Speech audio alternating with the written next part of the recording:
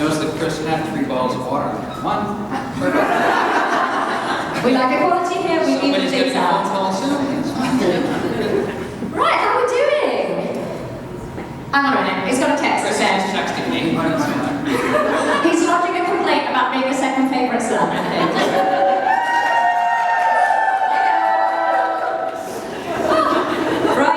Right. Wants me to sign it later.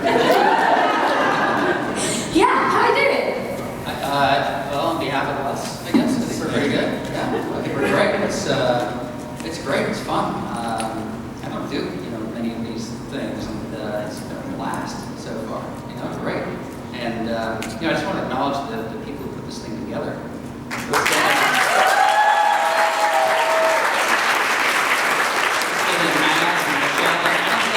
They've never done this before, so they said, they were like looking online, nothing was happening, and they're like, we'll do it. Because I said, why Minneapolis? It just seems a pretty random place. And it's because they live here. So thank you all for coming too. It doesn't happen without all of you, and we appreciate that. And you're actually paying for my dog's root canal, so thank you. Oh, it's my pleasure. Chris, how about you? You having fun? Yes, I am. You're good. So, what have you been up to this morning? What's been going on so far? So far, let's see, I met a guy with an alien on his back. And, we've been wearing alien dresses, several of them. I got a bracelet that says Diana.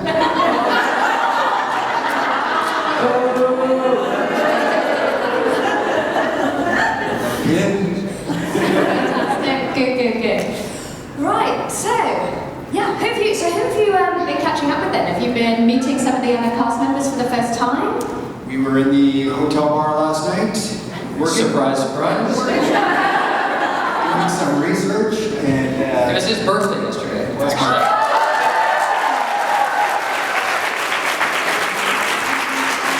35. Just 5 when he did the show. That's right. We're catching up with Mitch and Nick and Steve and Nick. Rebecca, we just had lunch with. What was that you said, sorry? Yeah, we were just having lunch with a bunch of people down there too. Yes. Bruce, Tom, and Dean. I love those guys. Those guys are awesome. Is there anyone you're meeting today for the first time?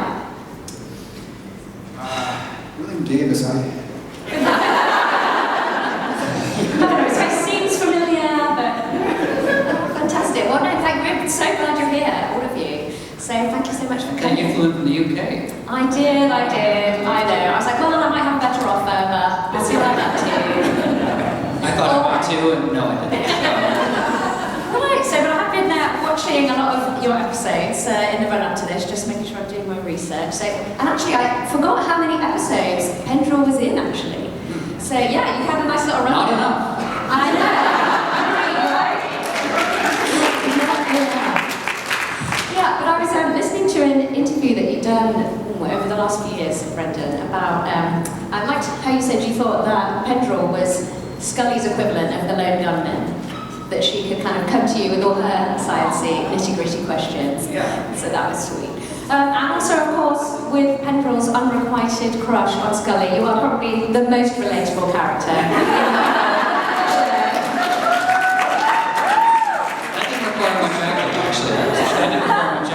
Yes, this is it, as I understand. So yes, do you want to tell us a little bit more about that, about sort of going on there and My relationship with Jillian? Let's go. We're very happy together now. She couldn't be here, she's sorry. She has a career. Well, it was, I don't think we're that much apart in age, but I remember being on set for the first time. It was actually my first job, effectively, and being completely intimidated by her, honestly. So, again, whatever I was doing there, it wasn't fake. Terrified of her. And she was, but she's great. She was very hospitable and she was very friendly. And again, I think we're only apart by a year or two.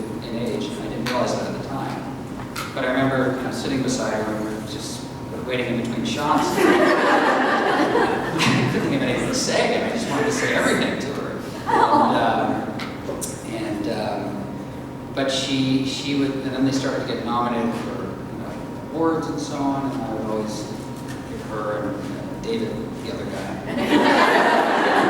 a card, and I would say, like, if you need someone to go to the award show with, feel free. It's weird, she never took me up on that. But the day that I got killed on the show, she actually wrote something to me that said, maybe one day you'll take me to an award show. So I'm still considering it. Anyway, she was great. They both were. And I was watching, it was Matt's the other day, and I was watching the scene where you've been shot and you're dying on the floor, but she comes over and says, oh, don't worry, but you gotta live, because, you're gonna celebrate my birthday with me. Pendrell was just still smiling, he was just so happy. Yes, I can die happy now. That's great. So we did have a question that was submitted, so I'm going to tell a funny story about that particular scene.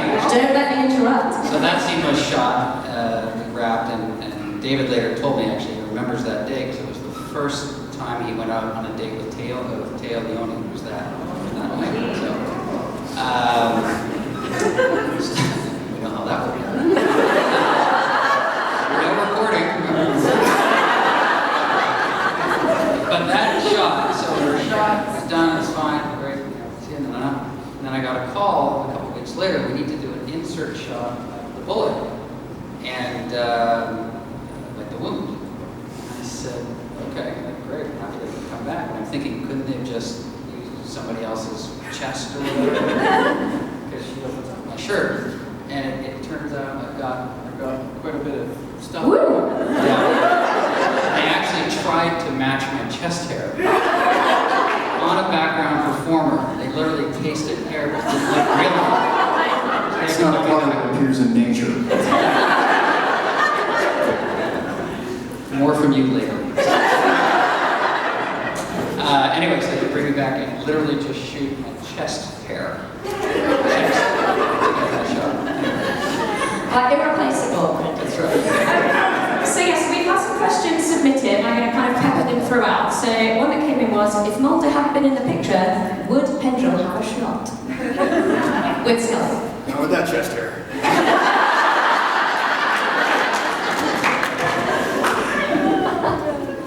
Without a doubt. I can see it. Okay, right, so I always think of the X-Files cast as kind of like a bit of a repertory company. I'm thinking of like Darren Morgan, obviously starting off playing the Fluke Man, probably just like, what is this madness? Coming in as a writer, and then going on to direct later on. It seems like Chris Culture really just, once he finds people, he loves them and he keeps them. So people keep coming back, such as yourself, Chris, with your 3 roles. So I wonder if I could get you to talk a little bit about that experience. Like, how was that journey for you, coming in first on musings, through to Prometheus, and then on to Spender? Do you want to take us through that a little bit? Were you surprised or pleased to be asked back, I imagine? I absolutely was surprised. I just moved to Vancouver and I heard about this show that seemed to be doing well. And I got to, I remember going in to read for the Cigarette Smoking Man episode. And I did one read, and then there was a callback, and it was a very small room. And there was, the only difference was there was this surfer dude sitting there. And other people. And next thing I knew, I was hired, and I thought, that surfer guy's got some power. Of course, it was Mr. Carter.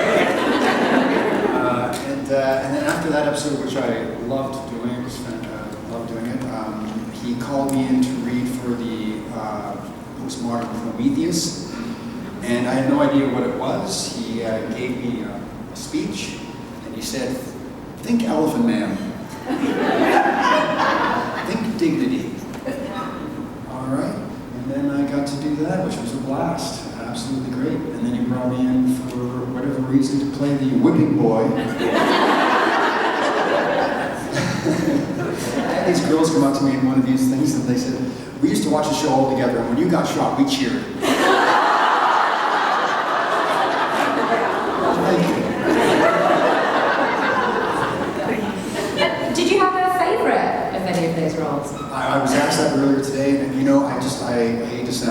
myself working on all of them.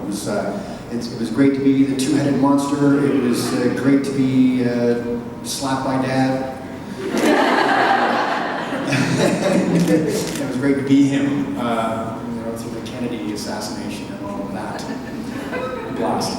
And one of our other submitted questions was, what was your process to prepare for playing the young smoking man? Well, I watched William's work so that I could catch how he smokes. He's got a very interesting kind of techniques. When I first met him, I had already been working on the episode and I hadn't met him. And he happened to be on set that day, so how are you doing? I walked over to say hello, and he said to me, "You're not tall enough. You can just never please your father." Fake father. He did, when he gave me a copy of his first book, he wrote, "To Chris, I'm sorry I shot you." So I watched him, and sometimes I pick up, if a piece of music or a book or something inspires you while you're working, I think that helps. And so I was reading Oliver North's book, so I can kind of get into the whole conspiracy idea, which was helpful. Yeah. Are you much of a conspiracy theorist yourself?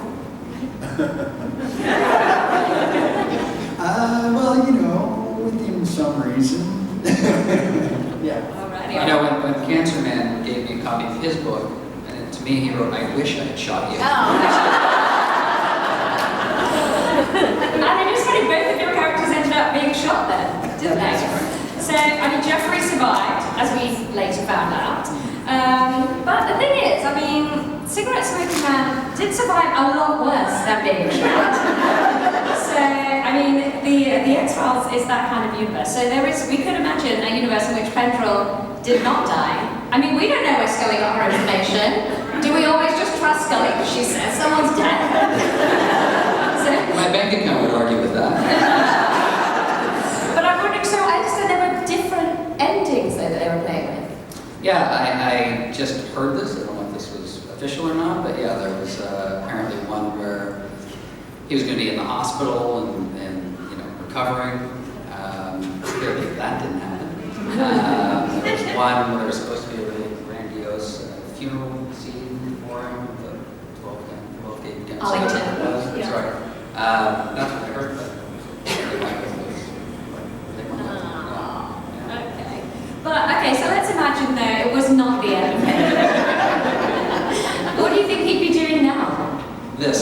Okay.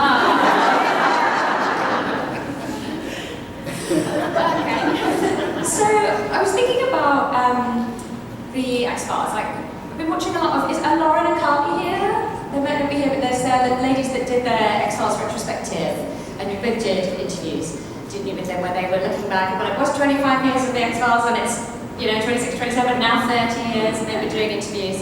And a theme that really keeps coming up is just how much of a family it felt like for everyone. All the crew and all the cast, they really just were very close-knit, and everybody's sort of very happy to reminisce about it. It's just really striking how happy everyone is to give their time to talk about the X-Files. It seems really nostalgic for everyone. But I'm just wondering how that was for each of you to kind of come into that kind of pre-established family. How did you kind of hit the ground running, or did you?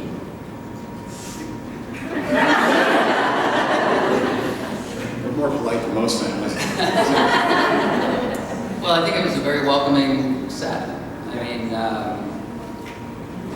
Actually, I remember again going back to that first day, just being incredibly nervous, and I had actually brought so many good luck charms with me.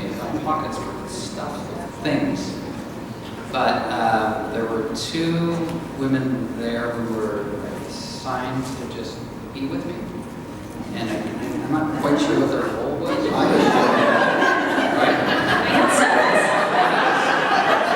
I can get used to this. But they were just just very calming, and they were like, "Listen, just saying, you belong here. You get to be here, so just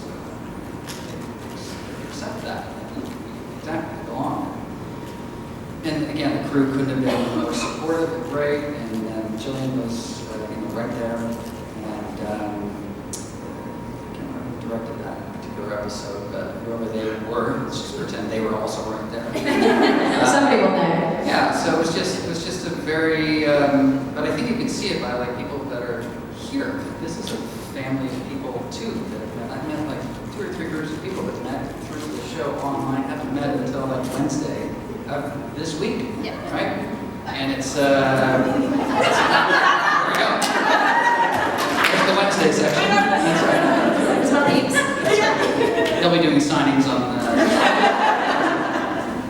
So I just really think that it created that, not just there, but the trans-posed, trans-fixed, trans whatever, to the people, and we all just are in it together. Yeah, I'm not sure what I'm talking about anymore. What about you, Chris? Yeah, what he said. There's, We have an hour, Chris. yeah, okay. Where are those 2 women you're at? You know, you spend a lot of time together on set, so hours and hours and hours, and you do start to feel like a sort of little family, at least while you're working.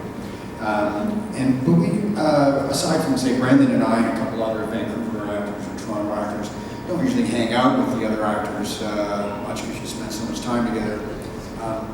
I did get one invitation from David, which was very kind, on a Thanksgiving weekend. He called me, he said, "What are you doing?" And I said, "No, nothing, you know." He said, "So you're the lonely guy."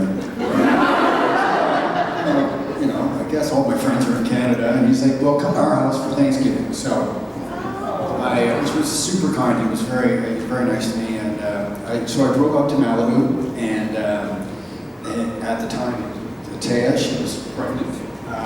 And I wasn't sure what to expect. There was going to be a huge crowd of people, what have you. It was just his family, and Taya, and Gary Shannon. And so it was a great night for Chris, let me tell you. He is hilarious, and sometimes he would say things that were so damn funny, he had to write them down himself. And it was a fantastic evening. I had a great time. But it had to end very early because David, you know, when you're working on a show and you're the star, you're up at 6 a.m. and boom, boom, that is your life. You know? And so you mentioned the move to LA, because I do sometimes think part of how that family feeling got made was everybody kind of siloed up there in Vancouver, a lot of maybe Americans living up there, and you know, the Canadian crew getting that chance to work on the show and kind of really create something. It was magical. So how did it change though with the move to LA? Did you notice a change? Was it a different feel once it moved? Oh, absolutely. I was saying to someone today that a couple of quick things. I remember I was actually in a bar in Vancouver, and I felt this sort of tap on my shoulder, and I turned, and it was Chris Carter. And he said, "Have you heard the good news? You're going to be brought on as a kind of a regular character." And I was so excited. And 2 things happened to my brain at the time. One thing was, "Oh my God, yes!" And the other one was, "Please don't make me a science guy." Too many long words. What's wrong with science guys? Too many words, really.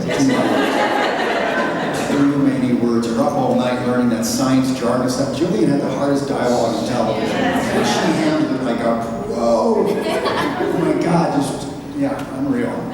So yeah, don't make me a lone gunman. I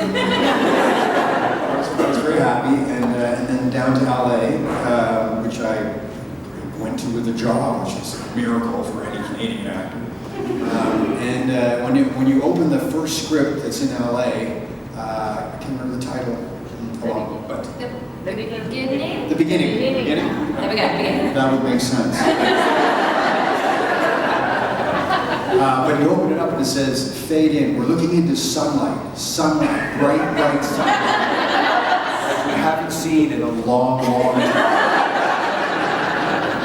Stop written by David. How did you find all the sciencey words there, Brendan? I still don't know what I was talking about. It's a challenge. Could you still remember any of those lines? Because sometimes when they're super complicated, they have to go to that long-term memory, don't they? Yeah. Can you recite any? Adenia vulcansci. I had to go online with a botanist at UVM to determine what it was.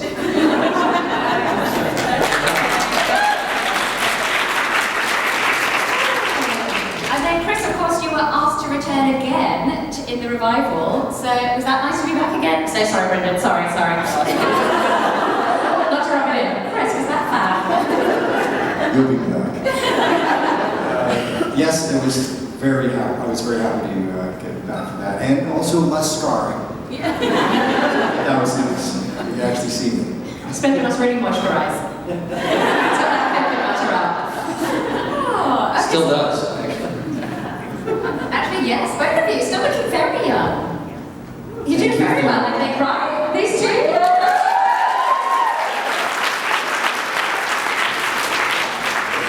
Obviously, getting shot is agreeable, I guess. That's the secret. Alien injection will save you every time. Yeah. So I was watching Postmodern Prometheus recently, and it struck me that it's a real microcosm of the whole show. I think Chris Carter really has a thing, or the show itself has a thing about if there are monsters in the world, it's because we as society have made them. So we have assigned a value to that difference that ostracizes them. And I think it's Mulder who really sees the humanity in all those characters, so that comes up many, many times throughout. I think it might have been Kumail Nanjiani on his podcast. I think he talks about the monsters with pathos thing, right? I think that's where that comes from, that's such a theme throughout the whole show, and that Mulder is always the one to kind of start and just see that humanity in the monstrous. So I do think that episode is the word I'm looking for. It's a real microcosm of the whole show. So, I mean, do you have any thoughts on that, or any memories of playing that role along those lines? Yes, no, you're absolutely right. I mean, the Mutado is a smart creature, and because of his look, of course, he's ostracized, and so that is a great metaphor. But I had a blast doing it. It was, I loved the way it was shot. I loved the whole black and white homage to Frankenstein look. It was a lot of fun to do.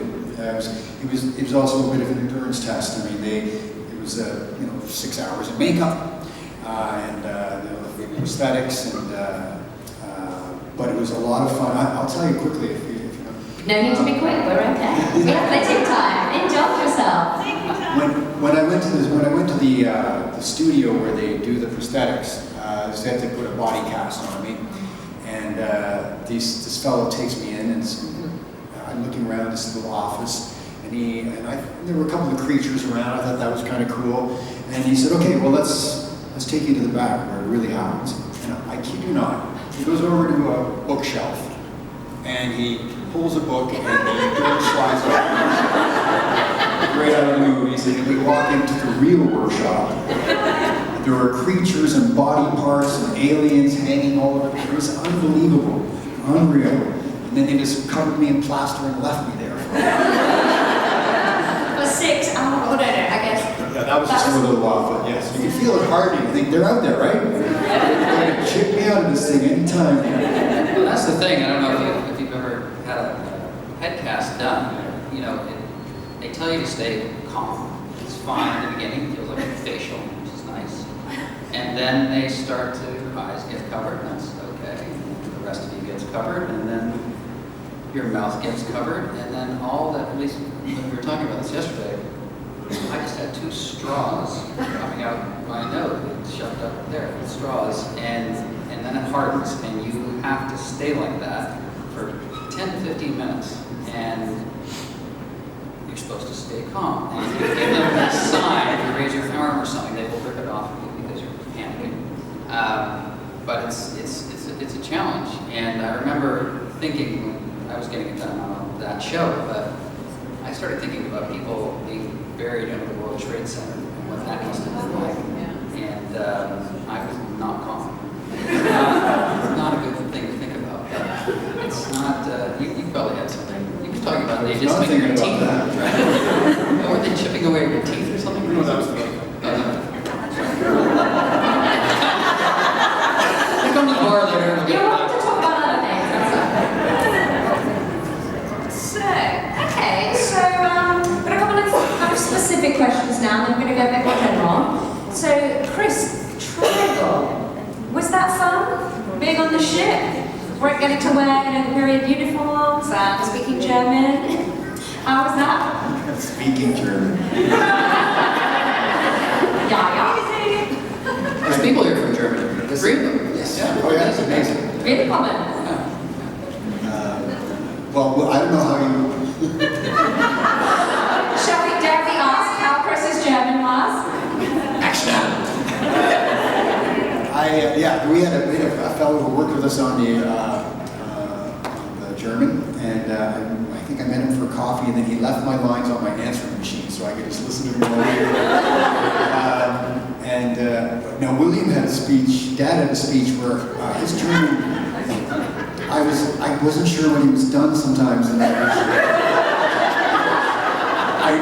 didn't want to come in too early with my cue because then we got to start all over again. Yes, of course, the single take. Exactly. Yeah. So the Triangle, I'm sure most of you know, but it was a sort of an homage to Rope, which is the Alfred Hitchcock film, and so it appears to be one take all the time. And so we had a very large fellow with a Steadicam who, I don't know how he did it, but he followed everyone around. And takes were sometimes like a minute and a half, 2 minutes. It's a long time on television. And if something screws up, you got to go back to the beginning. So a few times we had to, people were executed on the boat, and when that didn't work, we had to clean them up and start again. Just hope it's not going to be me who screws up. But we shot on the Queen Mary, which was totally cool, an amazing ship. And at the end of the day, David was going home, and he had a state cabin on there or something. And he asked me if I wanted to stay on the ship with my wife, and so we did. So it was very cool, very cool. Yeah. So let me get this straight. You got invited to this place for Thanksgiving. What, Julian never invited her to help you to her place? I don't even think she knew what my name was.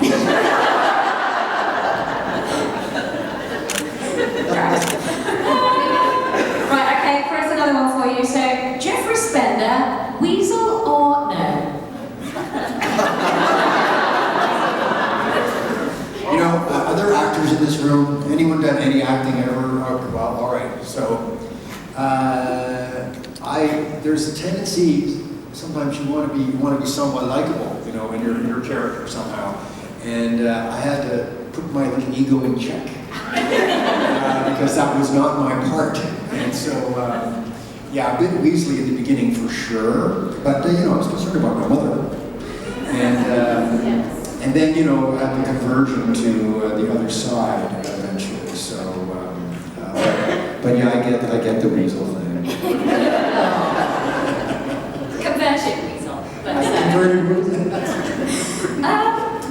okay, so actually, now I kind of wanted to ask both of you a little bit about maybe how you got into acting then. That's you know, for me it was a childhood thing. I don't know about you, I'm sure, right? You know, you're a class clown or what have you, and actually I was in a grade school class, and this boy got up and made a little speech, and I thought I could do that, and I think, and that's where all the girls are, in theater. So that's the other half of that. So it started with the school, and then eventually community theater, and then little television work and some film, you know, yeah, and a lot of bartending. And Brendan, I understand you had a bit of a revelation on a beach in Thailand. Yes. Well, like Chris, I'd taken it in high school a little bit during summers when I was a little younger, and I took a year off after high school. I went traveling around the world, and I was just sitting on a beach in the south of Thailand, sitting on a beach in the south of Thailand, and it just hit me. I was like, I want to be an actor. That's what I want to do. So I literally got all my things together. 2 weeks later, flew back home to Vancouver at that point, and went to theater school in Montreal, and then, yeah, just worked with a theater company in Pennsylvania, and that was, somebody from the Poconos, actually, too. Oh, there we are back then, that's great. And, yeah, that's how that came to be. And then you said so the X was your first job then? I had done one commercial was in silhouette. So yeah. Okay, so then on the topic of acting then, can you each tell me about your all-time favourite day on set? And that could be X-Files, that could be something else. Just when you sat there and you looked around and you thought, I can't believe I'm getting paid for this, this is great.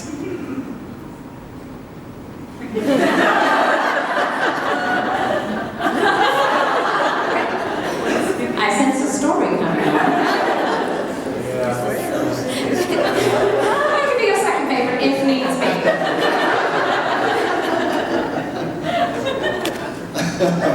Well, we're all adults here, right?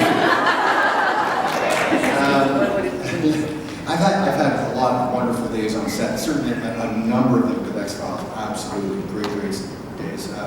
I was in a show called, I was in a movie called Red, and I get hanged at the very beginning. It's me and Morgan Freeman and Bruce Willis, those hacks. And, but they wanted to take surveillance photos. I'm a rich guy and I'm being hanged at the very beginning of the movie. But they wanted these photos around that showed I was under surveillance. And so they picked me up and they said, we're going to a restaurant, and they introduced me to this ridiculously beautiful 25-year-old Serbian model who was my date. And so they were taking surveillance photos of us, and I didn't have any dialogue, it was just still shots, and so they brought out some, real champagne, how nice, I'll drink that. And the next thing I knew, we were going to this house that had a hot tub in the back, and they wanted shots, this is February, and they wanted shots of us in the hot tub. And so I had to prepare, okay, and so I'm in the hot tub, and on action, this lovely young actress, this topless young actress, the camera's over there, and on action, her job is to smile at me and walk toward me in the tub so we can embrace.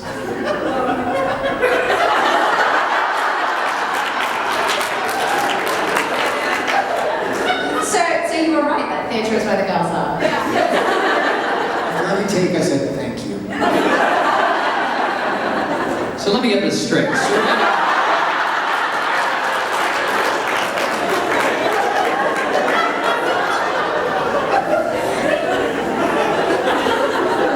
never had anything like that.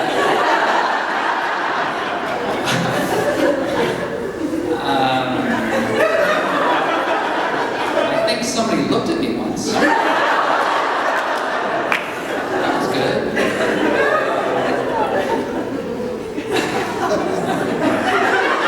And some things that you've never got to do that you never would have got to do if you weren't an actor. We'll come back to you in a minute. No, I mean, I worked on a show last summer called Pretty Hard Cases, which is a Canadian show. And what was great about that show, it's sort of I don't know if any of you have seen Brooklyn Nine-Nine. Yeah. Yeah, so it's not like that at all.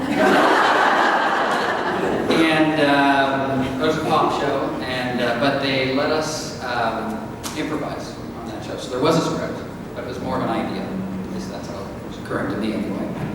And it was really great just to be able to have the freedom to just improvise. And like I remember one of the lines was like, I'm actually hitting on this girl. And hitting on, not having her hit on me. I gotta get a better agent, I think. Maybe the line was something like, bragging to her about how much I can bench press, and and I've gone vegan, but the character was a bit of a doof, actually. Typecast, I guess. And before that, when I'd been on the show, I would ask them, is it okay if I say this or this? And they'd always say, try that. But this time I decided, I'm not going to tell them. I'm just going to, because they're going to shoot it. And so it's going to be recorded, period. And if they don't like it, then we'll just redo it. So we're walking down the hall, and I'm like, yeah, I can bench press. Like, I could probably bench press you. Like that kind of thing. I like to go for like walks, not just on the beach, but like anywhere. And vegan. And they kept it. It was great. Vegan, that's how I'm going to say it from now on. Vegan. There's too many to see the vegan menu. Great. Yeah, I got one more for you. Please. Here we go.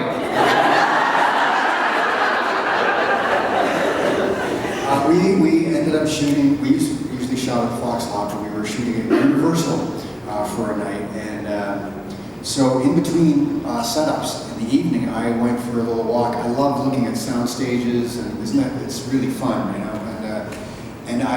So I wandered off and I turned the corner and I was in Western Town. And it was the whole setup, the saloons and all the facades, and there was nobody there. And so I just walked down, and it was very cool. And at lunchtime, we sat under the clock tower that was used in Back to the Future. Because they still have it all up there. I thought that was the whole cast and crew sitting underneath this. And it was before cell phones, so I didn't get any photos, but it's all here. But it was great, fantastic. I got that quick one. Please. Not to one up you. I was working with Benicio del Toro. He was working with me, actually. But I had a very little moment where I'm just on the payphone. There's a movie called Excess Baggage with Alicia Silverstone. Anyway, I'm literally in the corner, I'm a man on the phone. And, Still a credit. that's and they didn't have any lines for me. Again, they just said, you know, can you just make something up? And so I actually phoned the writer friend of mine and said, what should I, like, get on with it? Again, it's like my third job, so I still have no idea what I was doing. And he goes, why don't you just talk about what it's like to program a VCR, a VHS? And light and all that, just have that going on the phone. It's a great idea. So we do that, we shoot that, that's fine. They're setting it up for the reverse or something. So I'm outside, and Benicio's outside, just standing there, and he's smoking. And he's a mumbler, so you can't really understand what he's saying. And it's also Benicio del Toro. So I said, you know, how are you? Like, I'm shooting in Vancouver. Like, Vancouver, yes. And I said, if you weren't doing this, like, what would you be doing? And he's like, I really like heights. I like heights. I like being high up. And I said, oh, interesting. Okay, I guess so. So if I see you to become a window washer in a building, I'll know how your career's gone. At least you're like happy. No response.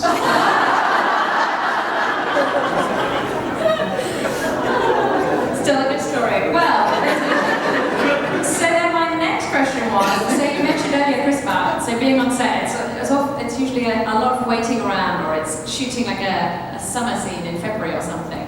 So next I was going to ask you both, what was your worst day ever on set? Again, could be the X-Files, might not be, but when you just thought, why did I make these life choices? Regrets. I got one. I was on a show called The Expanse, and it's a sci-fi show, and I was having a good time coming in there, and I had finished an episode. Great, you know, I was a science guy, and I got a call from. I knew I was working the next day, and so the AD called me and he said gave me my call time, and I said, great. You know, I didn't get a script, so I'm assuming we're doing some pickup shots or something. You know, and he said, no, it's all you. I thought, all me what? What do you mean? And he said, it's you, man. Like, you don't have a script? I said, no, I do not have a script. So, I'm so sorry, he apologizes. Usually they're right on the money, but in this case, there was a screw up. So they send the script over, and it is me talking to green screens all day by myself, speaking science stuff. The proton molecule discovered inside Phoebe, an extrasolar rock that catches by 7 million years ago. So So I sit down, okay, so I start trying to memorize this stuff, and you know, you can only get so much in your little bean, at least in my case. And my wife was helping me out with the lines, and then I hadn't gotten them all in my head, and it was around 1 o'clock in the morning now, my call time was like 6, and so I said, I am now going to bed. And she said, you look like you're going to the gallows. I said, because I am. Because tomorrow I'm going to be on set in front of a huge crew, and I'm not going to know what I'm saying. And it's the worst. It's the worst. And so I would shoot one scene and then immediately look at the next scene and try to learn it.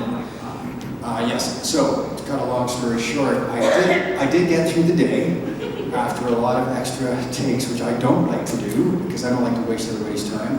And at the end of the shoot, I got to my car.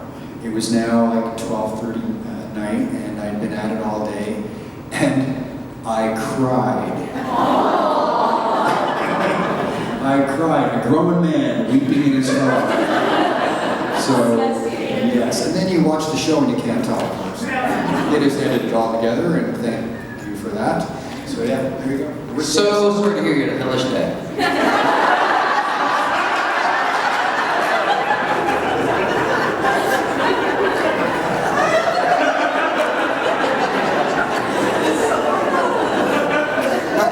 What about you, Brendan? Any? I also think I auditioned for that role, so I think I know about my part. I was on a show called Reacher, which was shot in Toronto also. And they were shooting it, COVID was still happening. In fact, it was very much in play. And I was pretty freaked out by COVID. I was pretty good germaphobe back before it started. And so it was like my worst nightmare. And so that, you know, forced me out of that bubble. But so we're on set. And it's taking place in a city, it's a city hall meeting, or city council, city hall meeting, something like that. And the mayor is up here, and there's been a bunch of murders in our town, and they haven't gone unsolved, and there's now 4 of them. Anyway, my character stands up in the middle of this whole thing and basically starts screaming at the mayor, like, you know, what's going on? He's really pissed off. And because it was during COVID, and we were all masked up, and there were COVID, what do they call the COVID people who were supposed to monitor for COVID protocol people, like it's taken very seriously. We all had to wear masks in between takes, crew was in masks, shields, like it was serious. But I started to notice that in between takes, because it was also my first time out, and I'm surrounded by 50 to 100 background performers sitting shoulder to shoulder. So, and I was noticing that some people weren't putting their masks up after cut, and I didn't feel comfortable saying, you know, sorry, am I just putting your mask up or something like that? The people that were supposed to be watching that, so it was starting to grind on me. So what was great though was by the time it became my shot to be screaming furiously at this mayor, again, to no acting. So upset by what was going on, so it was quite helpful. I didn't weep in my car, because I don't have a car. So just weeping on the bus now. Oh, thank you both. So another question that was submitted then was an excellent question, actually. I think I'm going to use this on all the panels. So, what's something that challenged you as an actor that you were perhaps afraid to do, but once you did it, it made you better at your craft? What was the that you... So something that challenged you as an actor that perhaps you were a bit afraid to do, but once you did it, it made you better at your craft? I had to ride a horse. Oh! I had to ride a horse, and the scene was, I chased my girlfriend on the horse. We're galloping across the plain. I'm supposed to dismount on the fly, run up to her while she's getting off her horse, kind of tackle her in a playful way, because you think I'm attacking her, and then I kiss her, and it's, oh, it's just her boyfriend fooling around. So I read for the part, and my agent called me and said, hey, they're interested in using you. I said, oh, great. He says, can you ride a horse? And I said, well, I He said, don't, can you ride a horse? The answer is always yes. You always say yes. I mean, like, how do I do this? So I went and took a horse riding lesson, one lesson. Ridiculous. And I was the guy who's like, the horse is going to want to eat grass, but you got to give him, you know, make sure the horse knows you're in control. No, I just let him eat. I'm not doing anything that I want. Right away, I don't know what I'm doing. And so we get out to the prairie where I'm supposed to do the shot. And they've introduced me to my horse. Seemed like a nice horse. Good to me. And I thought, okay, I'm like, adrenaline's going, and you know, blah blah blah.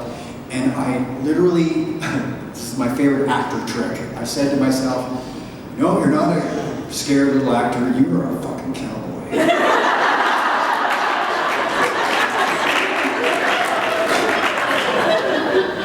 You're the stud of this farm, and you're going to get on that horse. So I just walked over to the horse. Here we go. Action. We did it in one take. I got off and like, that's it for me. Thanks.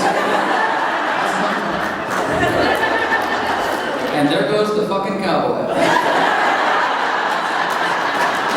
I see a t-shirt coming on. Cowboy. So yeah, you can fake your way. You can fake your way. I had to drill into a rock with a 4-foot drill where I was playing a coal miner. It's very intimidating, but if you just tell yourself, I have a coal miner right now. And then as soon as you're done, like, where's craft services?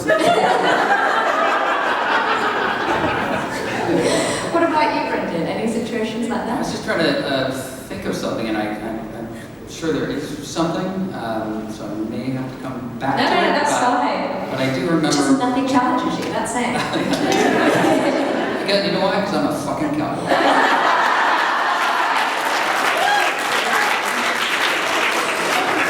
Sorry, you were saying that. No, there was again on the show, Pretty Hard Cases. I was driving and I had hit a mark. So you know, if you don't hit your mark, the camera, you're not in focus. It just throws everything off. And you're driving, and I can't see the mark because the mark is where the front tire is supposed to hit this line. I can't see it. And I'm not hitting the mark. I'm not hitting the mark. I'm still not hitting the mark. And now I'm starting to get into my head. Like everybody hates me. I was waiting. Like, why can't I see what's wrong with this guy? He's clearly not a cowboy. And then the director goes, listen, see this? He has a $20 bill in his hand. And he goes, if you can hit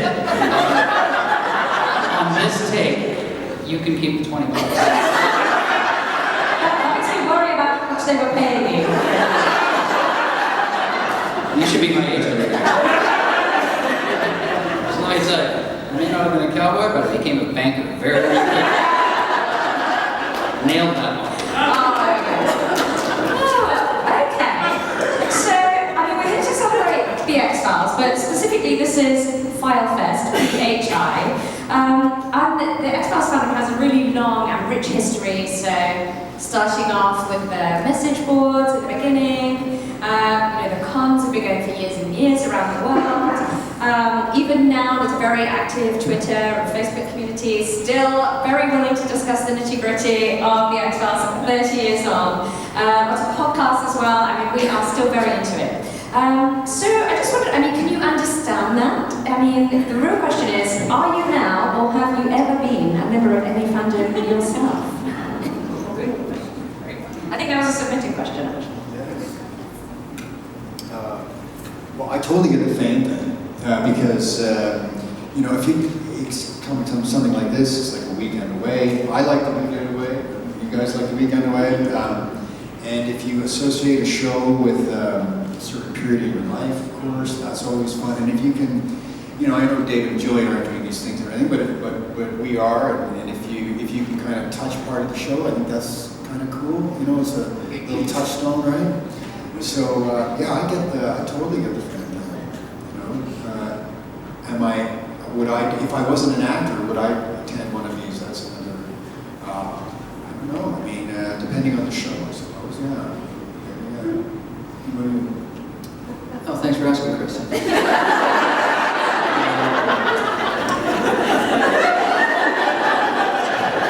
I've been a fan of yours for a very long time. And Cowboys in general.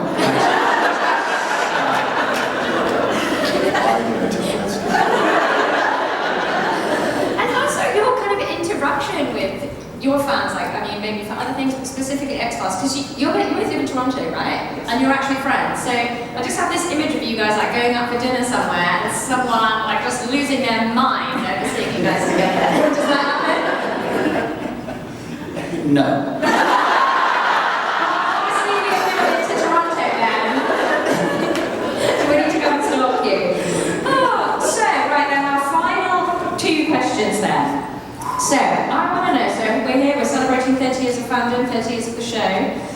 So, what did being on the X-Files mean to you at the time? Was it just a job? I mean, did it bring you joy? Was it, a huge deal for you? So that's the first one. So what did it mean to you at the time? And now, looking back, what does the X-Files mean to you now? Great question. Wow. For every actor, a job is a job. When I first got on, I was very happy to have the job, and I loved the script. The script was wonderful.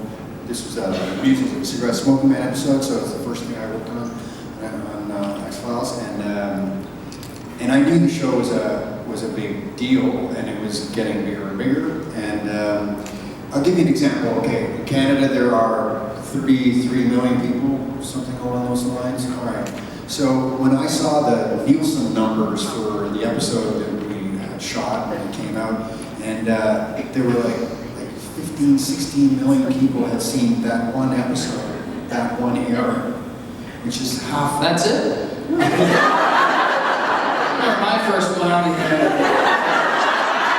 really love you have receipts then. But you'd have to, in Canada, you'd have to be in the Stanley Cup final to get those kind of numbers. If anyone knows what the hell I'm talking about. Very much, Vince.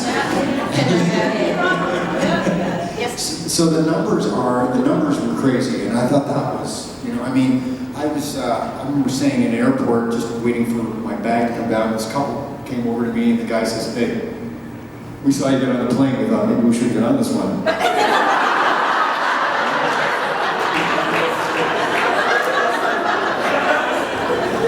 That doesn't happen a lot. So, and now, I didn't think, I wasn't sure 30 years later we'd be up here talking about it. Yeah. But it's amazing that we are. So there we go. Yeah. What about you, Brendan? Sorry, just remind me of the question. Oh, so what did being on the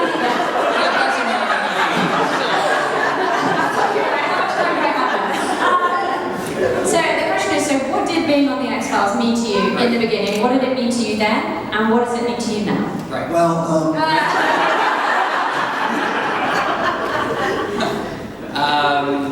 yeah, it was one of my, like I said, my first job essentially. And I didn't know that was one of your first jobs. Yeah, it was. Thanks for caring.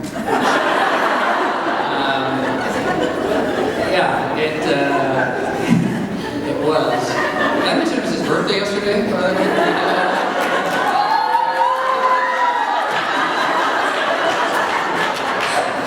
The difference is the director gave it to me. So. This kid. You're right. So I had a first job, and I didn't really have any idea of. I heard of the show, obviously, but it didn't really resonate. I was I was working at a restaurant and serving and doing all that kind of thing. And then I remember my agent saying one time, because I started, you guys know what a reel is? When actors put together reels, clips of their stuff, so they can send that out, and hopefully people can hire you off of that or whatever it is. So I had a clip from the X-Files on there, and she was saying, "Do you realize, and it was a close-up, it was just me on the screen, and she said, "Do you realize how many sets of eyeballs just watched you in that moment?" And she said a number. It wasn't as piddly as that. Something. And I was just like, it still didn't resonate. I don't get it. But I do remember after one episode, I think it was the first episode aired, and I worked the Saturday brunch shift at the restaurant. Because you start on Friday nights, right? Is that what you start? Yeah. Friday at 9, right? On Fox. Yeah, right. And the Saturday morning, I had some customers do a double take as I'm taking their order and say, "Are you on the X-Files?" And I said, yeah. I said, "Yeah. Oh, I haven't thought of it." And I said, "Yeah, so you need to tip at least 20%. So it did start to, it became a pretty cool thing, and then you start to get, fan mail, letters and so on. Actually, I remember going into the office one day, and Jillian, I'm sure they both did, get boxes and boxes of fan mail, and there was an Ohio State baseball hat in one of her fan mail boxes, and I thought, well, she doesn't need that.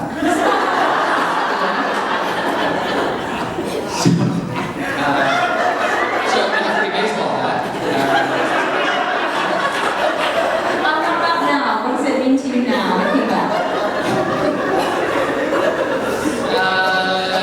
He was being paid less than $20. He couldn't afford to buy his own hats. No car, no hats. What does it mean now? I mean, to be able to, and I'm not just saying this to say this, but to be able to come and do this and be with all of you and meet you and be a part of it, it's moving. It's actually, it's great. And just to see, how people here, again, just met online and got together and are been like best friends now for 3 years. And it's, yeah. And that would cost you $40 for that play. I'll take his 20. No, but just to be able to be a part of this and see all these people, because the world is kind of weird right now. It's really weird. And I don't know what's going on with it. And so when you get to come and be a part of something like this and see people who are still connected and still care and still, love each other, it's great. So it means a lot. It means a lot. Thank you. There's a lot of